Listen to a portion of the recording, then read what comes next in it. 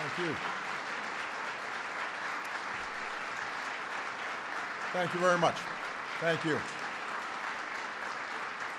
Thank you so much. Please have a seat.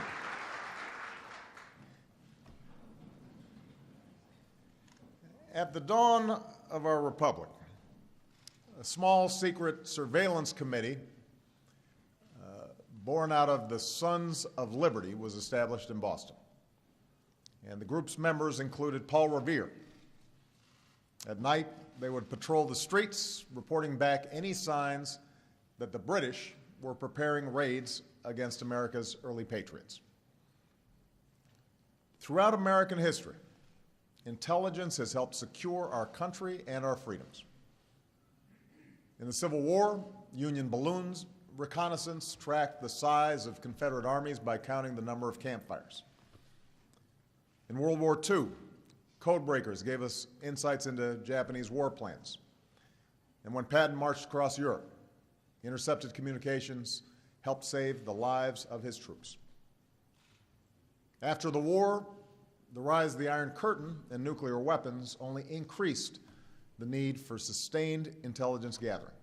And so, in the early days of the Cold War, President Truman created the National Security Agency, or NSA, to give us insights into the Soviet bloc and provide our leaders with information they needed to confront aggression and avert catastrophe. Throughout this evolution, we benefited from both our Constitution and our traditions of limited government. U.S. intelligence agencies were anchored in a system of checks and balances, with oversight from elected leaders and protections for ordinary citizens. Meanwhile, totalitarian states like East Germany offered a cautionary tale of what could happen when vast, unchecked surveillance turned citizens into informers and persecuted people for what they said in the privacy of their own homes. In fact, even the United States proved not to be immune to the abuse of surveillance. In the 1960s, government spied on civil rights leaders and critics of the Vietnam War. And partly in response to these revelations, additional laws were established in the 1970s to ensure that our intelligence capabilities could not be misused against our citizens. In the long twilight struggle against communism, we had been reminded that the very liberties that we sought to preserve could not be sacrificed at the altar of national security. Now, if the fall of the Soviet Union left America without a competing superpower, emerging threats from terrorist groups and the proliferation of weapons of mass destruction placed new and in some ways more complicated demands on our intelligence agencies. Globalization and the internet made these threats more acute as technology erased borders and empowered individuals to project great violence as well as great good. Moreover, these new threats raised new legal and new policy questions. For while few doubted the legitimacy of spying on hostile states, our framework of laws was not fully adapted to prevent terrorist attacks by individuals acting on their own or acting in small ideologically driven groups on behalf of a foreign power. The horror of September 11th brought all these issues to the fore. Across the political spectrum, Americans recognized that we had to adapt to a world in which a bomb could be built in a basement and our electric grid could be shut down by operators an ocean away. We were shaken by the signs we had missed leading up to the attacks, how the hijackers had made phone calls to known extremists and traveled to suspicious places. So we demanded that our intelligence community improve its capabilities and that law enforcement change practices to focus more on preventing attacks before they happen than prosecuting terrorists after an attack. It is hard to overstate the transformation America's intelligence community had to go through after 9/11. Our agencies suddenly needed to do far more than the traditional mission of monitoring hostile powers and gathering information for policymakers. Instead, they were now asked to identify and target plotters in some of the most remote parts of the world and to anticipate the actions of networks that by their very nature cannot be easily penetrated with spies or informants. And it is a testimony to the hard work and dedication of the men and women of our intelligence community that over the past decade, we've made enormous strides in fulfilling this mission. Today, new capabilities allow intelligence agencies to track who a terrorist is in contact with and follow the trail of his travel or his funding. New laws allow information to be collected and shared more quickly and effectively between federal agencies and state and local law enforcement.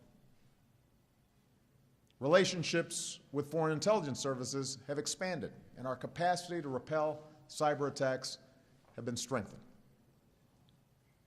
And taken together, these efforts have prevented multiple attacks and saved innocent lives, not just here in the United States, but around the globe. And yet, in our rush to respond to a very real and novel set of threats, the risk of government overreach, the possibility that we lose some of our core liberties in pursuit of security also became more pronounced. We saw in the immediate aftermath of 9/11, our government engaged in enhanced interrogation techniques that contradicted our values. As a senator, I was critical of several practices, such as warrantless wiretaps. And all too often, new authorities were instituted without adequate public debate. Through a combination of action by the courts, increased congressional oversight, and adjustments by the previous administration, some of the worst excesses that emerged after 9/11 were curbed by the time I took office. But a variety of factors have continued to complicate America's efforts to both defend our nation and uphold our civil liberties.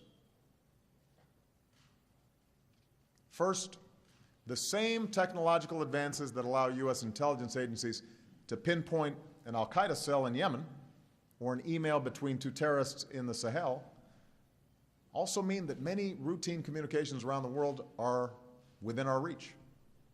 And at a time when more and more of our lives are digital, that prospect is disquieting for all of us.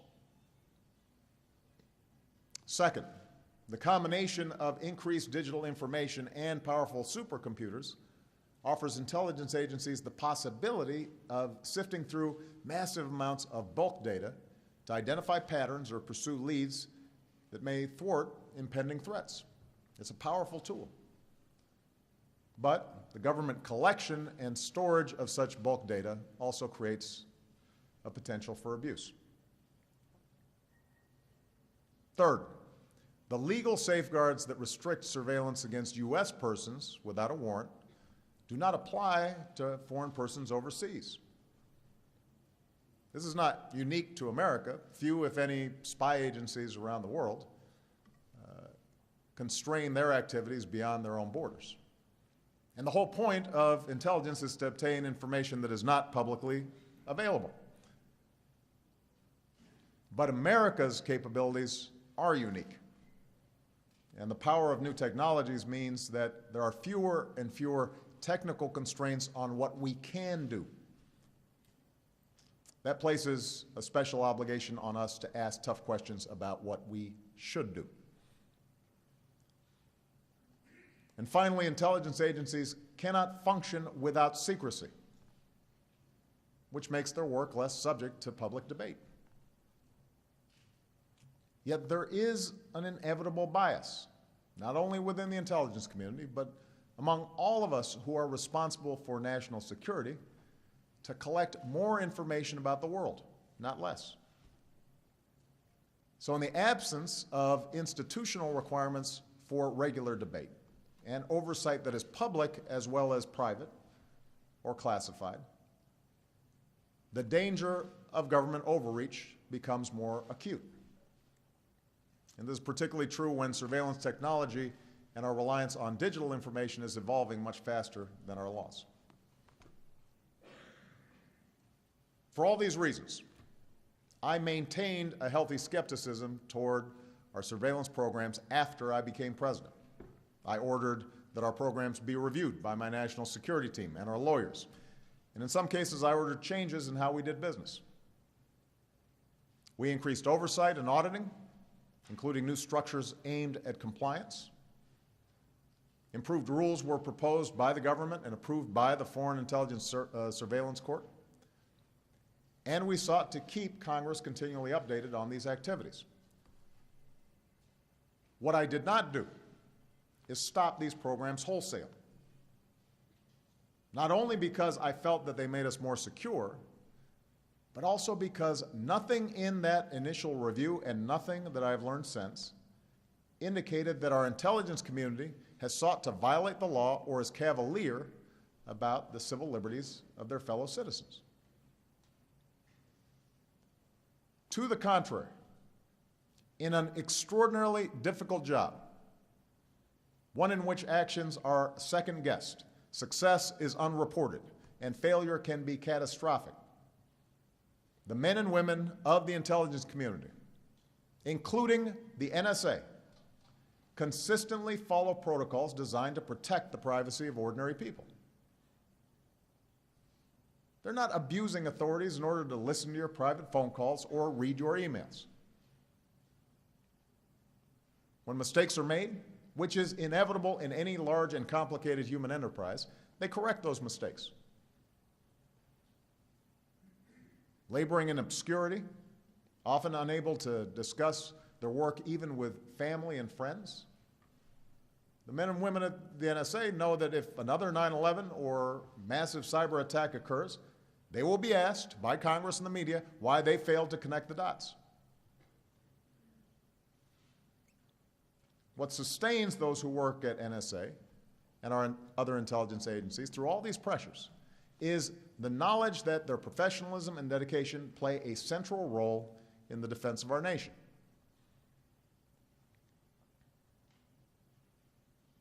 Now, to say that our intelligence community follows the law and is staffed by patriots is not to suggest that I or others in my administration felt complacent about the potential impact of these programs.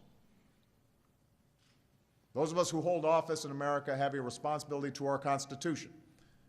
And while I was confident in the integrity of those who lead our intelligence community, it was clear to me in observing our intelligence operations on a regular basis that changes in our technological capabilities were raising new questions about the privacy safeguards currently in place. Moreover, after an extended review of our use of drones in the fight against terrorist networks, I believed a fresh examination of our surveillance programs was a necessary next step in our effort to get off the open-ended war footing that we've maintained since 9/11. And for these reasons, I indicated in a speech at the National Defense University last May that we needed a more robust public discussion about the balance between security and liberty. Of course, what I did not know at the time is that within weeks of my speech, an avalanche of unauthorized disclosures would spark controversies at home and abroad that have continued to this day. Now, given the fact of an open investigation, I'm not going to dwell on Mr. Snowden's actions or his motivations. I will say that our nation's defense depends in part on the fidelity of those entrusted with our nation's secrets. If any individual who objects to government policy can take it into their own hands to publicly disclose classified information, then we will not be able to keep our people safe or conduct foreign policy. Moreover, the sensational way in which these disclosures have come out has often shed more heat than light, while revealing methods to our adversaries that could impact our operations in ways that we may not fully understand for years to come. Regardless of how we got here, though, the task before us now is greater than simply repairing the damage done to our operations or preventing more disclosures from taking place in the future. Instead, we have to make some important decisions about how to protect ourselves and sustain our leadership in the world while upholding the civil liberties and privacy protections that our ideals and our Constitution require. We need to do so not only because it is right, but because the challenges posed by threats like terrorism and proliferation and cyber attacks are not going away anytime soon. They are going to continue to be a major problem. And for our intelligence community to be effective over the long haul, we must maintain the trust of the American people and people around the world. This effort will not be completed overnight.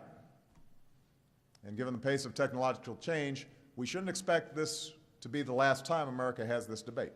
But I want the American people to know that the work has begun. Over the last 6 months, I created an outside review group on intelligence and communications technologies to make recommendations for reform. I consulted with the Privacy and Civil Liberties Oversight Board, created by Congress. I've listened to foreign partners, privacy advocates, and industry leaders. My administration has spent countless hours considering how to approach intelligence in this era of diffuse threats and technological revolution. So before outlining specific changes that I've ordered, let me make a few broad observations that have emerged from this process.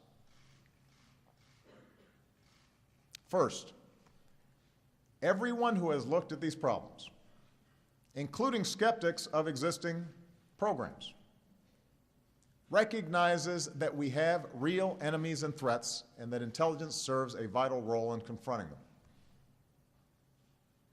We cannot prevent terrorist attacks or cyber threats without some capability to penetrate digital communications, whether it's to unravel a terrorist plot, to intercept malware that targets a stock exchange, to make sure air traffic control systems are not compromised, or to ensure that hackers do not empty your bank accounts. We are expected to protect the American people. That requires us to have capabilities in this field. Moreover, we cannot unilaterally disarm our intelligence agencies. There's a reason why BlackBerries and iPhones are not allowed in the White House Situation Room.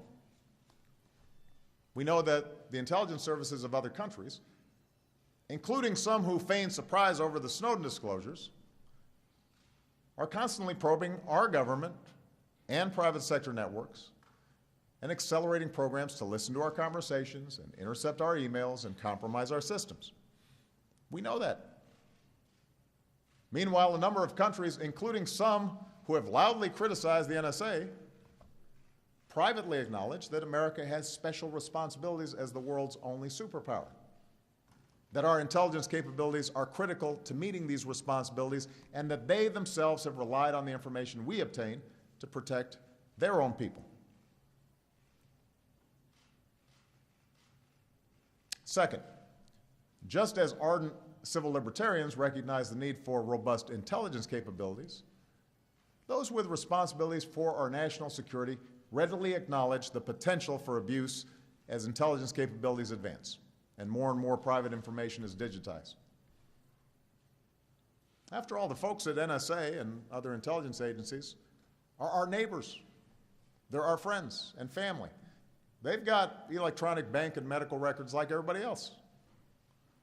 They have kids on Facebook and Instagram, and they know more than most of us the vulnerabilities to privacy that exist in a world where transactions are recorded and email and text and messages are stored, and even our movements can increasingly be tracked through the GPS on our phones. Third, there was a recognition by all who participated in these reviews that the challenges to our privacy do not come from government alone. Corporations of all shapes and sizes track what you buy, store and analyze our data, and use it for commercial purposes. That's how those targeted ads pop up on your computer and your smartphone periodically. But all of us understand that the standards for government surveillance must be higher. Given the unique power of the state It is not enough for leaders to say, trust us, we won't abuse the data we collect. For history has too many examples when that trust has been breached. Our system of government is built on the premise that our liberty cannot depend on the good intentions of those in power. It depends on the law to constrain those in power. I make these observations to underscore that the basic values of most Americans when it comes to questions of surveillance and privacy converge a lot more than the crude characterizations that have emerged over the last several months. Those who are troubled by our existing programs are not interested in repeating the tragedy of 9/11. And those who defend these programs are not dismissive of civil liberties. The challenge is getting the details right, and that is not simple. In fact, during the course of our review, I've often reminded myself I would not be where I am today were it not for the courage of dissidents like Dr. King, who were spied upon by their own government. And as president, a president who looks at intelligence every morning, I also can't help but be reminded that America must be vigilant in the face of threats. Now, fortunately, by focusing on facts and specifics rather than speculation and hypotheticals, this review process has given me, and hopefully the American people, some clear direction for change. And today I can announce a series of concrete and substantial reforms that my administration intends to adopt administratively or will seek to codify with Congress. First, I have approved a new presidential directive for our signals intelligence activities, both at home and abroad. This guidance will strengthen executive branch oversight of our intelligence activities. It will ensure that we take into account our security requirements, but also our alliances, our trade and investment relationships, including the concerns of American companies, and our commitment to privacy and basic liberties. And we will review decisions about intelligence priorities and sensitive targets on an annual basis so that our actions are regularly scrutinized by my senior national security team. Second, we will reform programs and procedures in place to provide greater transparency to our surveillance activities and fortify the safeguards that protect the privacy of U.S. persons. Since we began this review, including information being released today, we've declassified over 40 opinions and orders of the Foreign Intelligence Surveillance Court, which provides judicial review of some of our most sensitive intelligence activities, including the Section 702 program targeting foreign individuals overseas and the Section 215 telephone metadata program. And going forward, I'm directing the Director of National Intelligence, in consultation with the Attorney General, to annually review, for the purposes of declassification, any future opinions of the court with broad privacy implications, and to report to me and to Congress on these efforts. To ensure that the court hears a broader range of privacy perspectives, I'm also calling on Congress to authorize the establishment of a panel of advocates from outside government to provide an independent voice in significant cases before the Foreign Intelligence Surveillance Court. Third, we will provide additional protections for activities conducted under Section 702, which allows the government to intercept the communications of foreign targets overseas who have information that's important for our national security.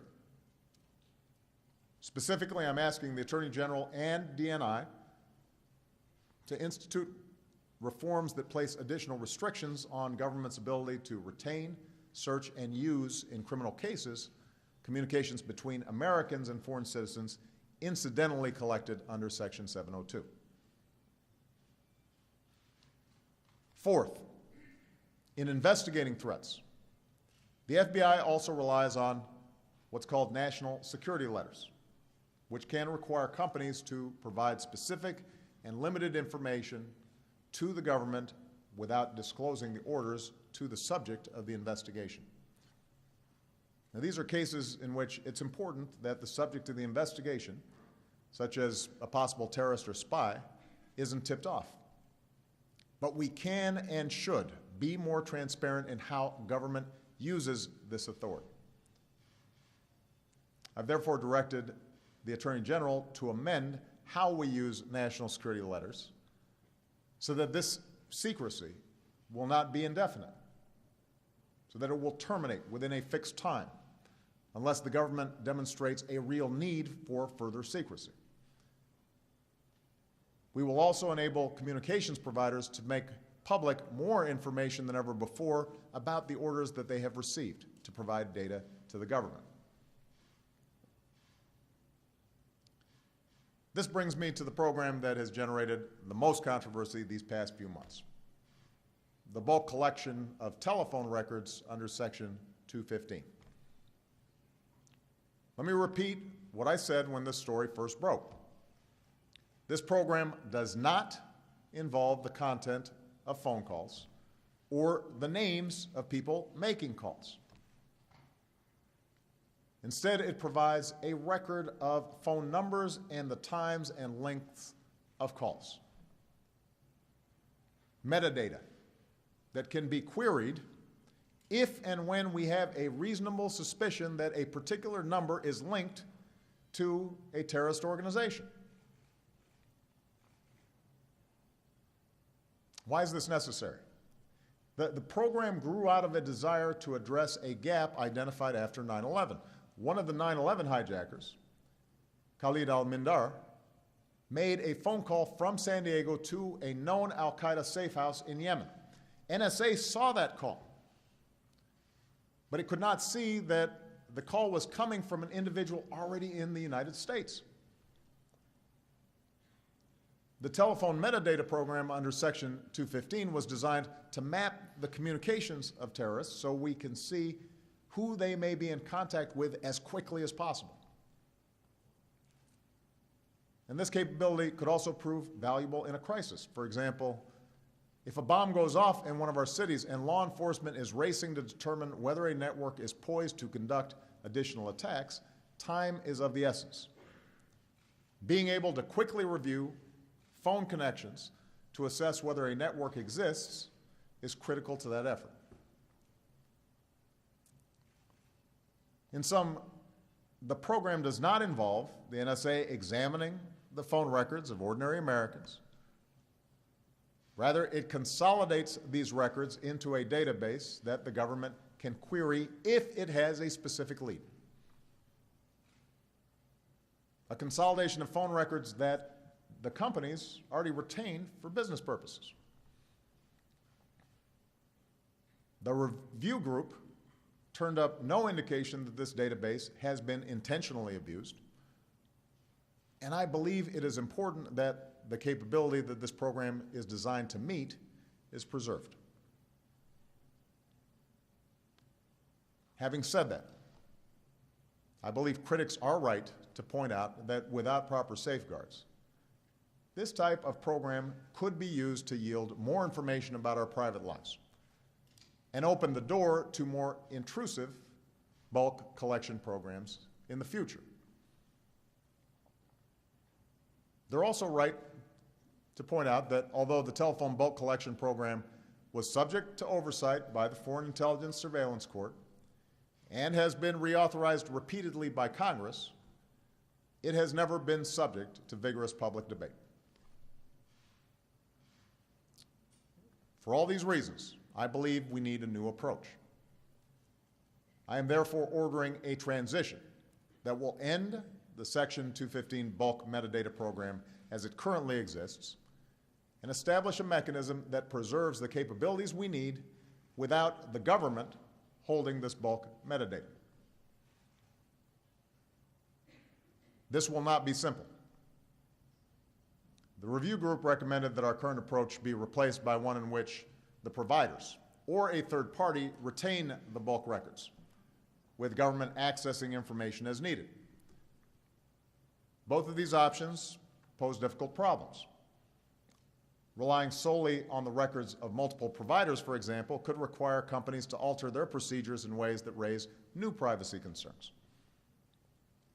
On the other hand, any third party maintaining a single consolidated database would be carrying out what's essentially a government function, but with more expense, more legal ambiguity, potentially less accountability, all of which would have a doubtful impact on increasing public confidence that their privacy is being protected.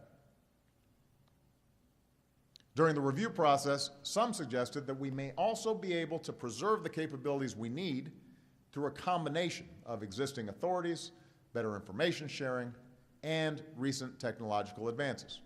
But more work needs to be done to determine exactly how this system might work. Because of the challenges involved, I've ordered that the transition away from the existing program will proceed in 2 steps. Effective immediately, we will only pursue phone calls that are 2 steps removed from a number associated with a terrorist organization instead of the current 3. And I have directed the Attorney General to work with the Foreign Intelligence Surveillance Court so that during this transition period, the database can be queried only after a judicial finding or in the case of a true emergency. Next, step 2. I've instructed the intelligence community and the Attorney General to use this transition period to develop options for a new approach that can match the capabilities and fill the gaps that the Section 215 program was designed to address without the government holding this metadata itself. They will report back to me with options for alternative approaches before the program comes up for reauthorization on March 28th. And during this period, I will consult with the relevant committees in Congress to seek their views, and then seek congressional authorization for the new program as needed.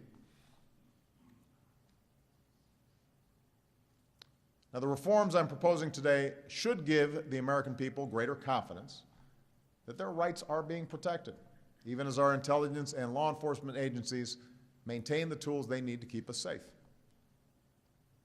And I recognize that there are additional issues that require further debate. For example, some who participated in our review, as well as some members of Congress, would like to see more sweeping reforms to the use of national security letters, so that we have to go to a judge each time before issuing these requests. Here I have concerns that we should not set a standard for terrorism investigations that is higher than those involved in investigating an ordinary crime. But I agree that greater oversight on the use of these letters may be appropriate, and I'm prepared to work with Congress on this issue. There are also those who would like to see different changes to the FISA court than the ones I've proposed. On all these issues, I'm open to working with Congress to ensure that we build a broad consensus for how to move forward. And I'm confident that we can shape an approach that meets our security needs while upholding the civil liberties of every American. Let me now turn to the separate set of concerns that have been raised overseas and focus on America's approach to intelligence collection abroad. As I've indicated, the United States has unique responsibilities when it comes to intelligence collection. Our capabilities help protect not only our nation, but our friends and our allies as well. But our efforts will only be effective if ordinary citizens in other countries have confidence that the United States respects their privacy too. And the leaders of our close friends and allies deserve to know that if I want to know what they think about an issue, I'll pick up the phone and call them rather than turning to surveillance. In other words, just as we balance security and privacy at home, our global leadership demands that we balance our security requirements against our need to maintain the trust and cooperation among people and leaders around the world. For that reason, the new presidential directive that I've issued today will clearly prescribe what we do and do not do when it comes to our overseas surveillance. To begin with, the directive makes clear that the United States only uses signals intelligence for legitimate national security purposes and not for the purpose of indiscriminately reviewing the emails or phone calls of ordinary folks. I've also made it clear that the United States does not collect intelligence to suppress criticism or dissent, nor do we collect intelligence to disadvantage people on the basis of their ethnicity or race or gender or sexual orientation or religious beliefs. We do not collect intelligence to provide a competitive advantage to U.S. companies or U.S. commercial sectors. And in terms of our bulk collection of signals intelligence, U.S. intelligence agencies will only use such data to meet specific security requirements: counterintelligence, counterterrorism, counterproliferation, cybersecurity, force protection for our troops and our allies, and combating transnational crime, including sanctions evasion. In this directive, I have taken the unprecedented step of extending certain protections that we have for the American people to people overseas. I've directed the DNI, in consultation with the Attorney General, to develop these safeguards, which will limit the duration that we can hold personal information while also restricting the use of this information. The bottom line is that people around the world, regardless of their nationality, should know that the United States is not spying on ordinary people who don't threaten our national security, and that we take their privacy concerns into account in our policies and procedures. This applies to foreign leaders as well. Given the understandable attention that this issue has received, I've made clear to the intelligence community that unless there is a compelling national security purpose, we will not monitor the communications of heads of state and government of our close friends and allies. And I've instructed my national security team, as well as the intelligence community, to work with foreign counterparts to deepen our coordination and cooperation in ways that rebuild trust going forward. Now, let me be clear. Our intelligence agencies will continue to gather information about the intentions of governments, as opposed to ordinary citizens, around the world, in the same way that the intelligence services of every other nation does. We will not apologize simply because our services may be more effective. But heads of state and government with whom we work closely and on whose cooperation we depend should feel confident that we are treating them as real partners. And the changes I've ordered do just that. Finally, to make sure that we follow through on all these reforms, I'm making some important changes to how our government is organized. The State Department will designate a senior officer to coordinate our diplomacy on issues related to technology and signals intelligence. We will appoint a senior official at the White House to implement the new privacy safeguards that I've announced today. I will devote the resources to centralize and improve the process we use to handle foreign requests for legal assistance, keeping our high standards for privacy while helping foreign partners fight crime and terrorism. I've also asked my counselor, John Podesta, to lead a comprehensive review of big data and privacy. And this group will consist of government officials who, along with the President's Council of Advisors on Science and Technology, will reach out to privacy experts, technologists, and business leaders and look how the challenges inherent in big data are being confronted by both the public and private sectors. Whether we can forge international norms on how to manage this data, and how we can continue to promote the free flow of information in ways that are consistent with both privacy and security. For ultimately, what's at stake in this debate goes far beyond a few months of headlines or passing tensions in our foreign policy. When you cut through the noise, what's really at stake is how we remain true to who we are in a world that is remaking itself at dizzying speed.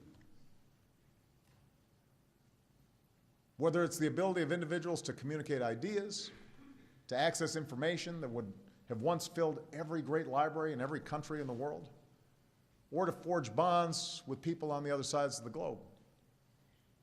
Technology is remaking what is possible for individuals and for institutions and for the international order.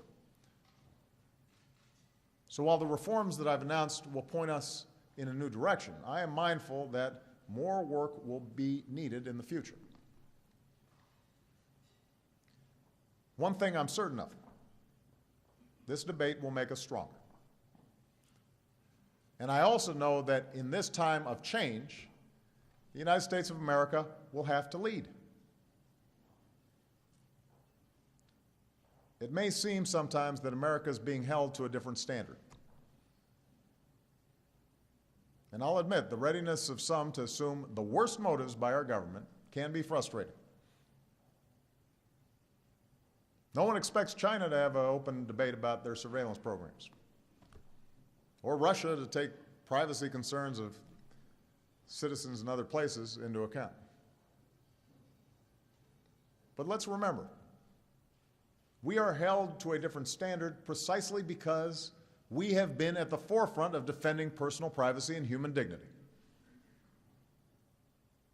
As the nation that developed the internet, the world expects us to ensure that the digital revolution works as a tool for individual empowerment, not government control. Having faced down the dangers of totalitarianism and fascism and communism, the world expects us to stand up for the principle that every person has the right to think and write and form relationships freely, because individual freedom is the wellspring of human progress. Those values make us who we are. And because of the strength of our own democracy, we should not shy away from high expectations. For more than 2 centuries, our Constitution has weathered every type of change because we've been willing to defend it, and because we've been willing to question the actions that have been taken in its defense. Today is no different. I believe we can meet high expectations. Together, let us chart a way forward that secures the life of our nation while preserving the liberties that make our nation worth fighting for. Thank you. God bless you. May God bless the United States of America. Thank you.